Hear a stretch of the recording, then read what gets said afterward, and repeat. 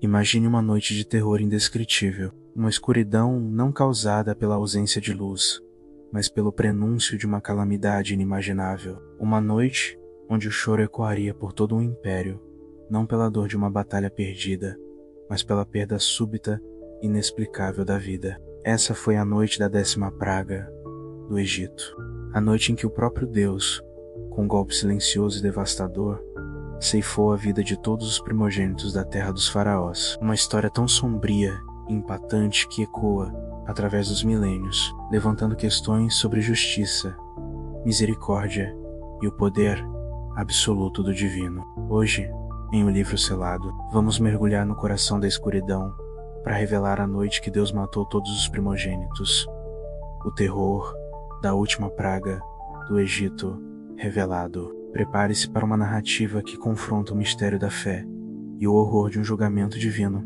sem precedente. Por meses, o Egito havia sido assolado por uma série de pragas aterradoras. As águas do Nilo transformaram-se em sangue-rãs, invadiram as casas piolhos e moscas infestaram a terra. A peste dizimou o gado, tumores dolorosos afligiram homens e animais saraiva, destruiu as plantações, nuvens de gafanhotos devoraram o que restava e uma escuridão palpável cobriu o país por 3 dias. Cada praga era um golpe no orgulho do faraó, um ultimato divino para que ele libertasse o povo hebreu da escravidão. Mas a cada demonstração de poder, o coração de Faraó se endurecia ainda mais, guiado por uma teimosia que selaria o destino de seu reino. Então veio a advertência final, a 10ª praga, aquela que seria diferente de todas as anteriores em sua natureza e em sua letalidade.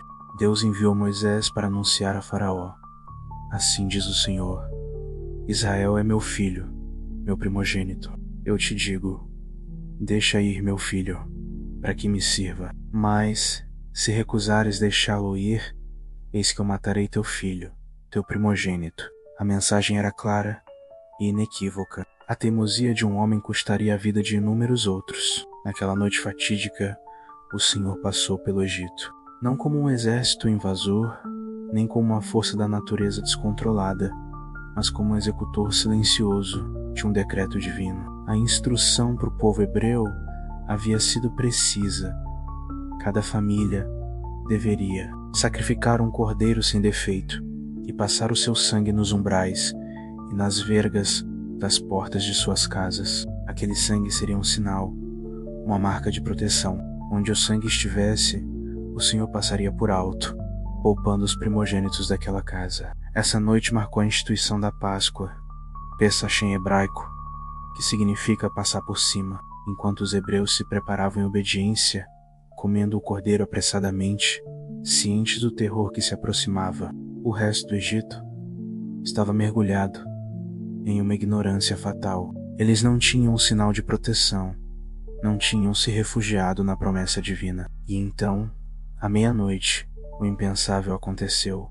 Um clamor terrível rasgou o silêncio da noite egípcia. Não havia casa onde não houvesse um morto, desde o primogênito do faraó, que se assentava em seu trono, até o primogênito do cativo, que estava no cárcere, e até mesmo a primeira cria de todos os animais, todos foram atingidos. A cena que se seguiu deve ter sido de um horror inimaginável. O orgulho e a arrogância do Egito foram quebrados em um instante. A dor da perda era universal, transcendendo classes sociais e status.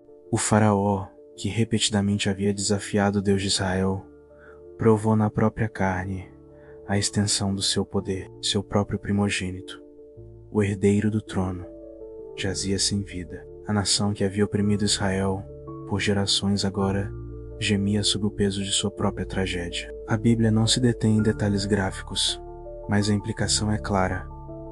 Uma vasta onda de morte varreu o Egito naquela noite.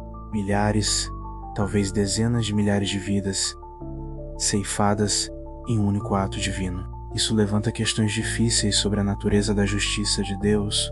Por que um castigo tão severo? Por que a morte de tantos inocentes, incluindo crianças e animais? A resposta reside na teimosia implacável do faraó e na soberania de Deus. As pragas progressivas eram oportunidades para Faraó se arrepender e reconhecer o poder do Deus de Israel. Sua recusa obstinada não apenas prolongou o sofrimento de seu próprio povo, mas também demonstrou uma desafiadora oposição à vontade divina. A 10ª praga foi o clímax de um confronto cósmico entre o poder de um reino terreno e a autoridade do Criador. Além disso, a praga tinha um propósito redentor para o povo hebreu. Foi o evento catalisador que finalmente quebrou a resistência de Faraó e o forçou a libertar Israel. A memória daquela noite de terror seria para sempre gravada em seus corações, lembrando-os do poder de Deus para livrá-los da escravidão. A instituição da Páscoa, como uma celebração anual, serviria para comemorar esse livramento miraculoso e para transmitir a história de geração em geração. A noite da morte dos primogênitos é um lembrete sombrio de que as escolhas dos líderes têm consequências de longo alcance, afetando não apenas a si mesmos, mas também seus povos. A teimosia e o orgulho podem levar à destruição. Por outro lado, a obediência e a fé, simbolizadas pelo sangue do Cordeiro, nos umbrais das portas, oferecem proteção e livramento em meio à crise. Essa é a profundidade que o livro selado se propõe a desvendar em cada vídeo. Você se confrontou com o terror e o mistério dessa noite fatídica? Como você interpreta a justiça divina manifesta nessa praga? Deixe seu like se essa história te impactou. Comente suas reflexões sobre esse evento chocante e inscreva-se em O Livro Selado para continuarmos explorando juntos os segredos mais profundos e, por vezes, sombrios das Escrituras. Ative o sininho e junte-se à nossa comunidade na busca por compreender as complexidades da fé e da história bíblica.